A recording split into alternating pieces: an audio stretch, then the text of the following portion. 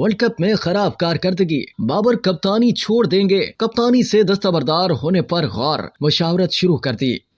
World cup में खराब कारकर्दगी और बढ़ते दबाव के बाद बाबर आजम ने कप्तानी छोड़ने के लिए मुशावरत शुरू कर दी। वो क़यादत से दस्तबरदार होने पर गौर कर रहे हैं। लाहौर आकर वालिद से मुशावरत करेंगे। कोलकाता में कप्तान बाबर आजम ने साबिक चेयरमैन रमीज राजा से भी बातचीत की। दूसरी जानिब वर्ल्ड कप के 2 हफ्ते बाद पाकिस्तान टीम को ऑस्ट्रेलिया जाना है, लिहाजा टीम और इंतजामिया में बड़े पैमाने पर उखाड़ पिछाड़ का इम्कान नहीं है। बाबर आजम ने कप्तानी छोड़ने की बातों को कबल अज वक्त करार देते हुए कहा है कि मेरा फोकस अगले मैच पर है, कप्तानी के मुस्तकबिल का बाद में देखेंगे।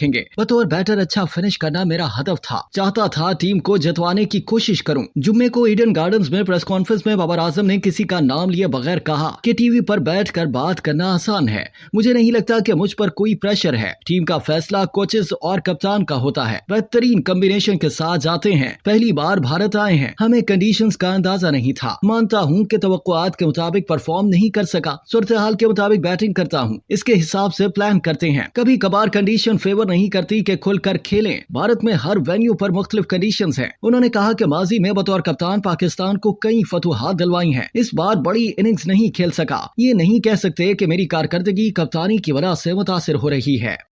अब तक के लिए इतना ही। मजीद जानने के लिए सब्सक्राइब कीजिए डेली जंग यूट्यूब चैनल और लाइक कीजिए डेली जंग फेसबुक पेज।